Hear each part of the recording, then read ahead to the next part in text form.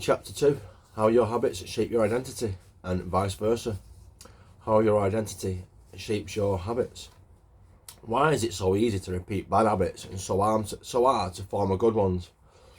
Few things can have a more powerful impact on your life than improving your daily habits, and yet it is likely that this time next year you'll be doing the same thing rather than something better.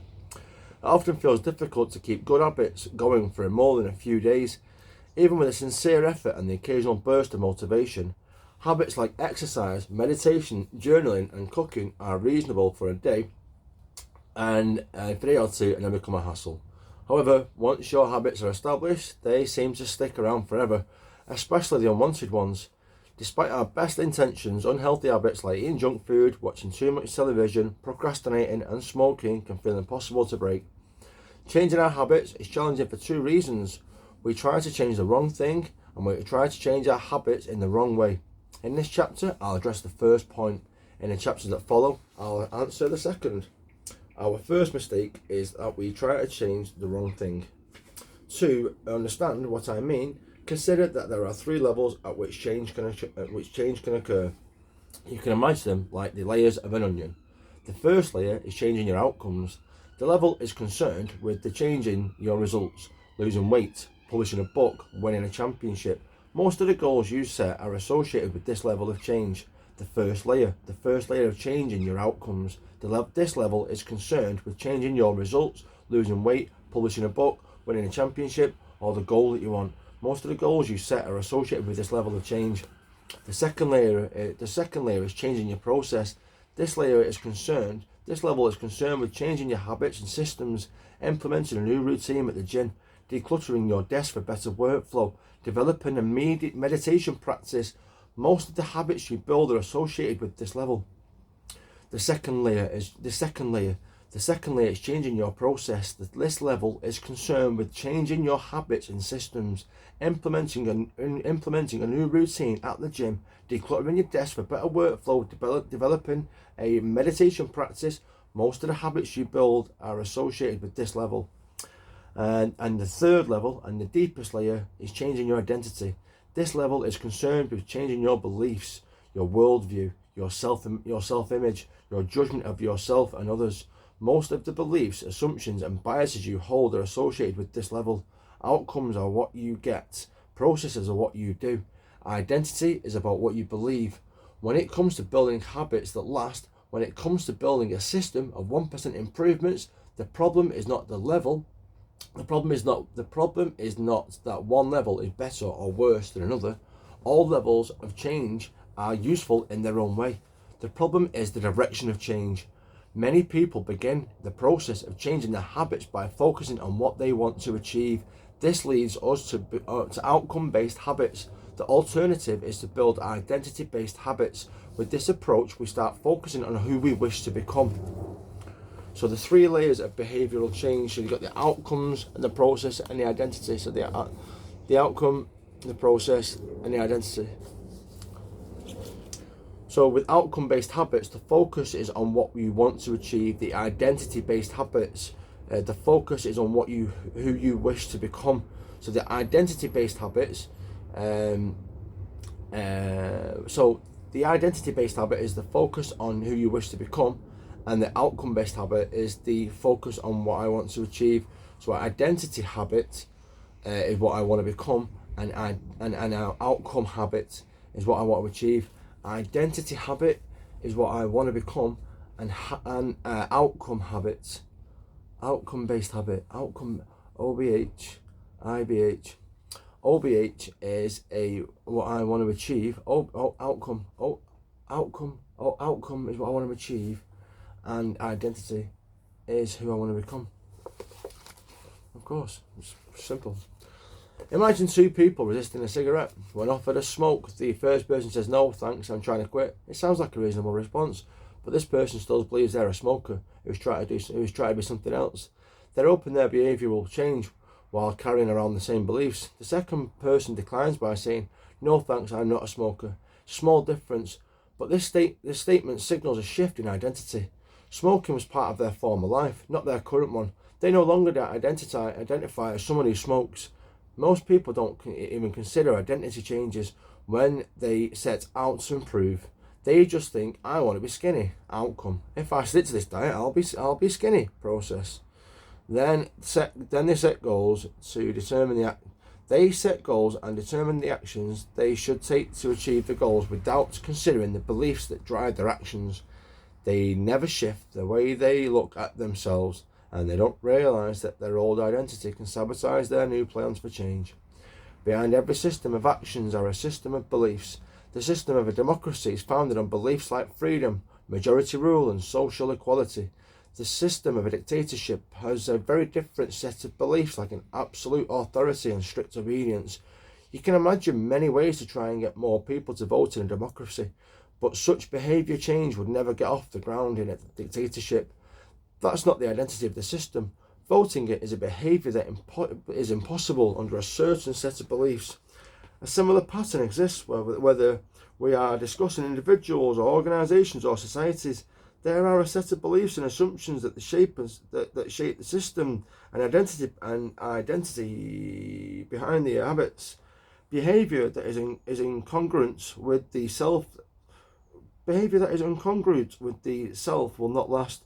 You may want more money, but if your identity is someone who consumes rather than creates, you'll continue to be pulled towards spending rather than earning. You may want better health, but if you continue to prioritise comfort over accomplishment, you'll be drawn to relaxing rather than training.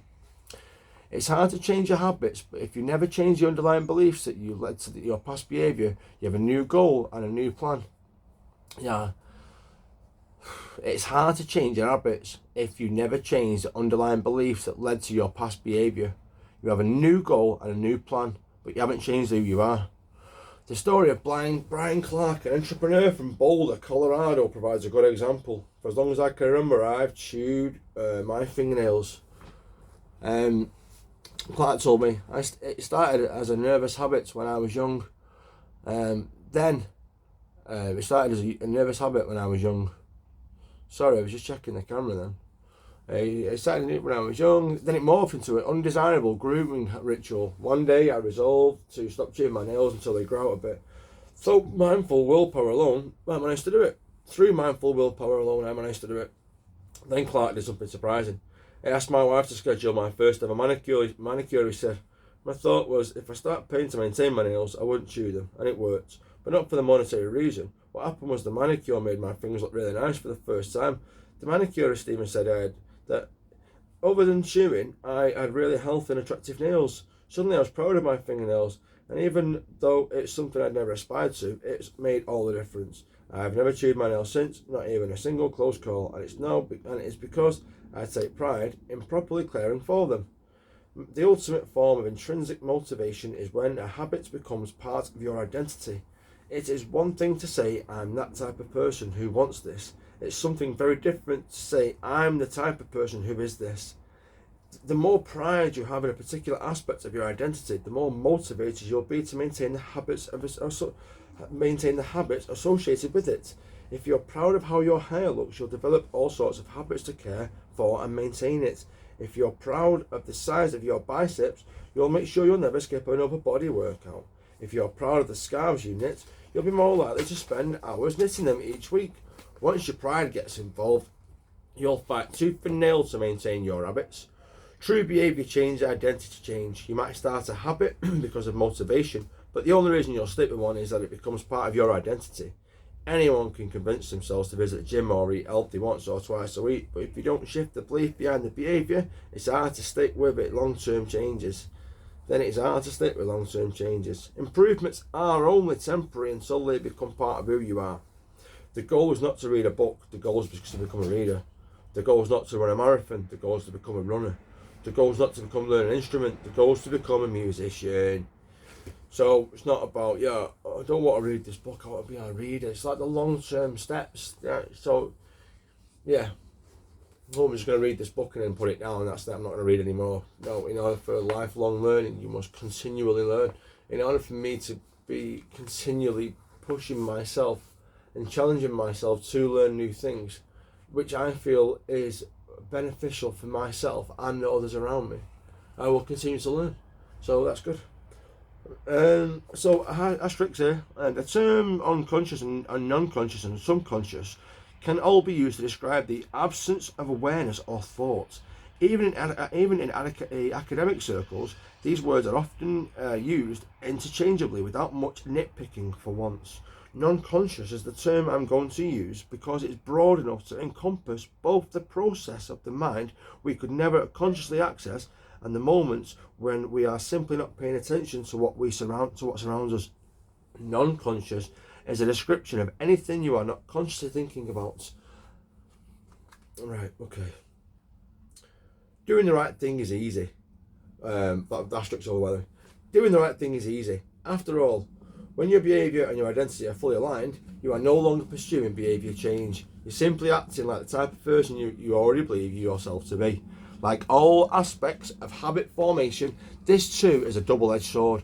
When working for you, identity change can be a powerful force for self-improvement. When working against you, though, identity change can be a curse. Once you've adopted an identity, it can be easy to let your allegiance to it impact your ability to change. Many people walk through life like in a cognitive slumber, blindly following the norms attached to their identity. I'm terrible with directions. I'm not a morning person. I'm bad at remembering people's names. I'm always late. I'm not good with technology. I'm horrible at math. And 1,000 other variations. I can't skin up. I can't think straight. I don't do this. I can't do this because of this. Losers. When you've repeated a story to yourself for years, it's easy to slide into those mental grooves and accept them as a fact.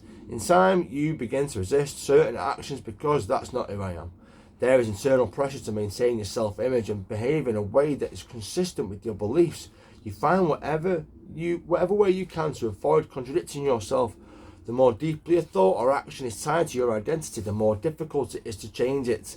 And it can feel comfortable to believe what your culture believes, group identity, or to do what upholds your self-image, personal identity.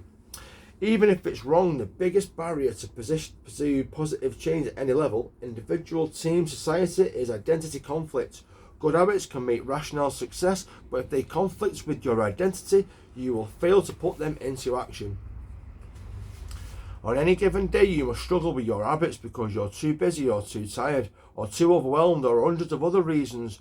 Over the long run, however, the real reason you fail to stick with habits is your self-image gets in the way. This is why you can't get too attached to one version of your identity. Progress requires unlearning. Becoming the best version of yourself Progress requires unlearning. Becoming the best version of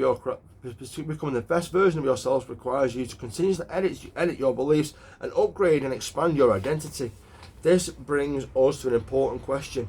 If your beliefs and worldview play such an important role in your behaviour, where do they come from in the first place? How exactly is your identity formed, and how can you emphasise new aspects of your identity that serve you and gradually erase pieces that hinder you? The two-step process to changing your identity. Your identity emerges out of your habits. You are not born with preset beliefs. Every belief, including those about yourself, is learned, conditioned through experience. More precisely, your habits are how you embody your identity. When you make your bed each day, you embody the identity of an organised person. When you write each day, you embody the identity of a creative person. When you train each day, you embody the identity of an athletic person. The more you repeat the behaviour, the more you reinforce the identity associated with that behaviour. In fact, the word identity was originally derived from the Latin words essentias, which means being, and identitium, which means repeatedly. Your identity is literally your repeated beginning. Wow. Your identity is literally your repeated beginningness. Your identity is literally my repeated beginningness. The word identity comes from the Latin word essentias, which means being and identity. Identitium. Essentias, which basically means repeatedly. Yeah. And your identity is literally your repeated beginningness. So who I am is who I tell myself. So that's really interesting for me, really, there, because every day you've got an opportunity to form that identity.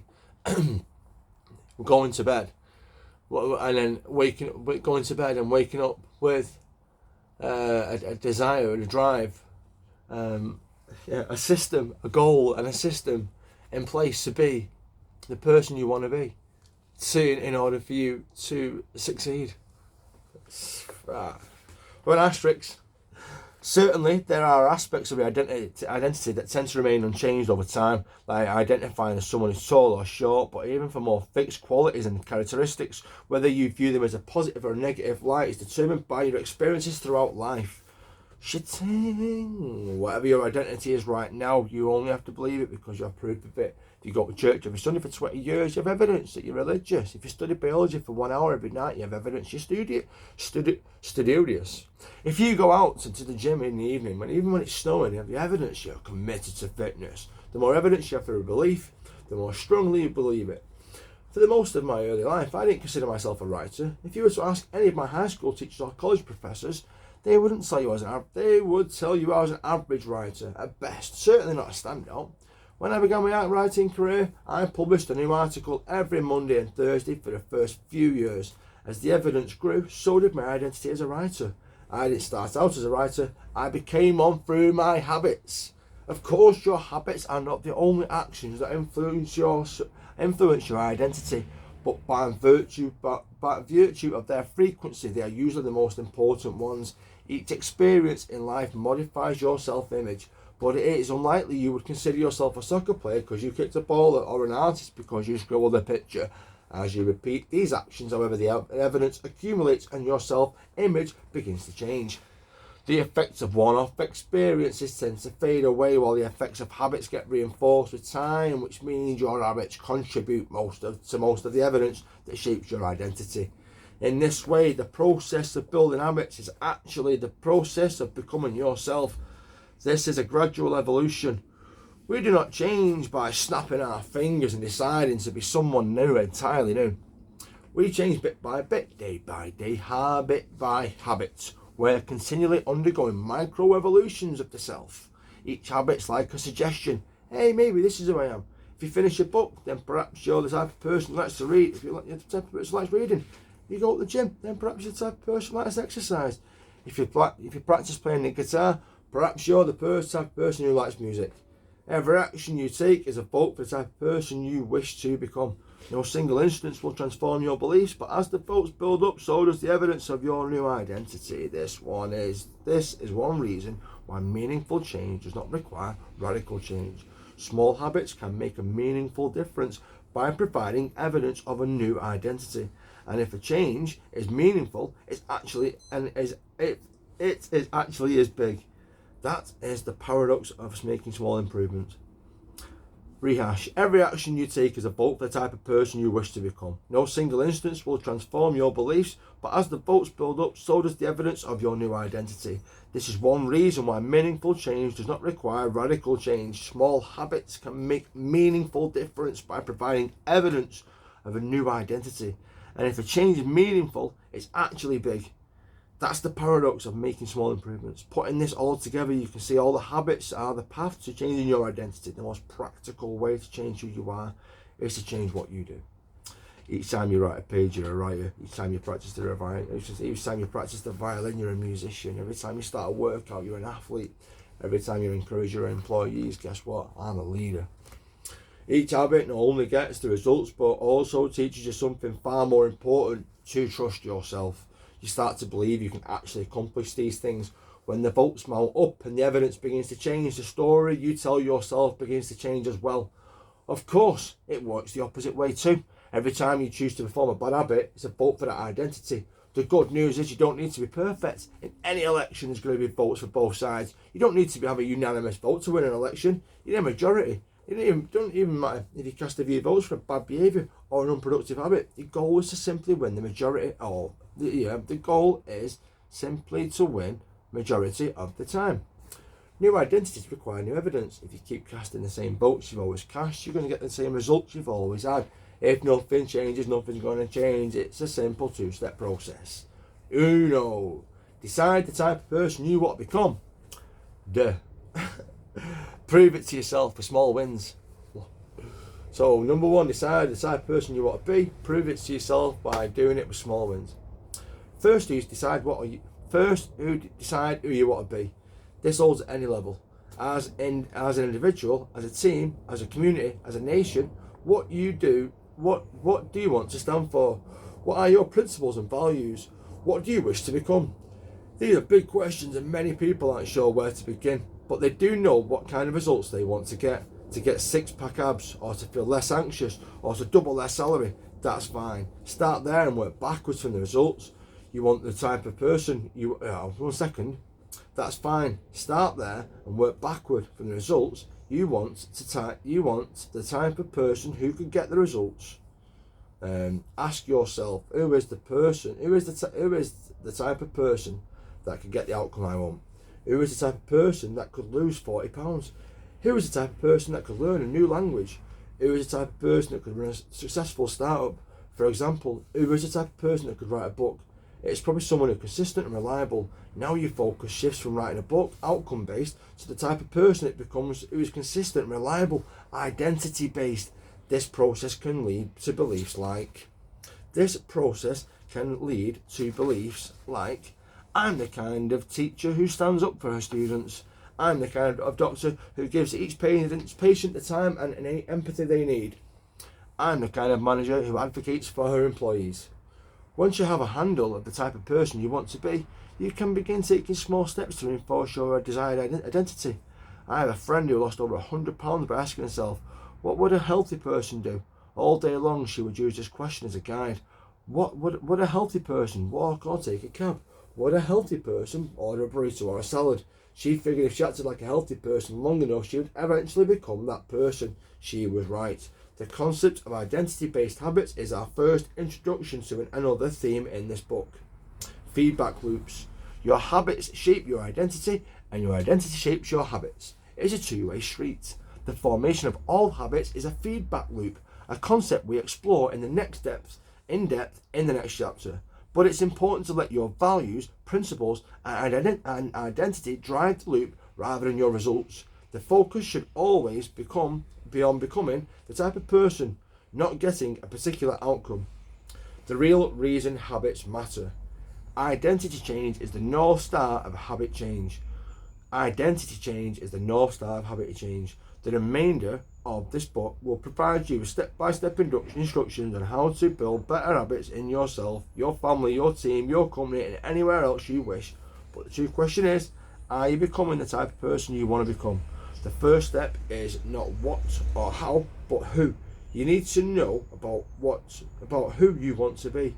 Otherwise, your quest for change is like a boat without a rudder, and that's why we're starting here. You have the power to change your beliefs about yourself. Your identity is not set in stone. You have a choice in every moment. You can choose the identity you want to reinforce today with the habits you chose today. And this book brings us to the deeper purpose of this book and the real reason habits matter. Building better habits isn't about littering your day with life hacks. It's not about flossing one tooth each night or taking a cold shower each morning or wearing the same outfit each day. It's not about achieving external measures of successful at earning more money, losing weight or reducing stress. Habits can help you achieve all these things, but fundamentally, they are not about having something. They are about becoming someone. Ultimately, your habits matter because they help you become the type of person you wish to become. They are the channel through which you develop your deepest beliefs about yourself. Quite literally, you become your habits. Ultimately, your habits matter because they help you become the type of person you wish to be. They are the channel through which you develop your deepest beliefs about yourself. Quite literally, you become your habits. Ultimately, your habits matter because they help you become the type of person you wish to be. They are the channel through which you develop your deepest beliefs about yourself. Quite literally, you become your habits. Chapter summary. There are 3 levels of change: outcome change, process change, and identity change.